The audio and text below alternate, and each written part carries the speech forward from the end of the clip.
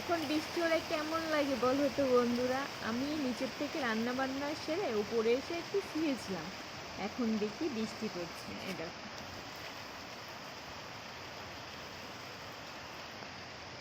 হালকা হালকা হাওয়া দিচ্ছে, ঝোড়ো হাওয়া, আর বৃষ্টি হচ্ছে। এটা নাকি নিম্নচাপের বৃষ্টি হওয়ারই কথা ছিল।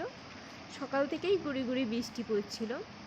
আর কালকে শুতে শুতে তো আমাদের অনেকটা দেরি হয়ে গেছিলো, তার জন্য সকালে উঠতেও দেরি হয়ে গেছে। তো তোমাদের দাদাভাই সকালবেলা ছেঁড়া পরোটা এনেছিল, তাই তো খেয়েছি। আর দুপুরে করেছি একটু বেগুন ভাজা আর খিচুড়ি করেছি।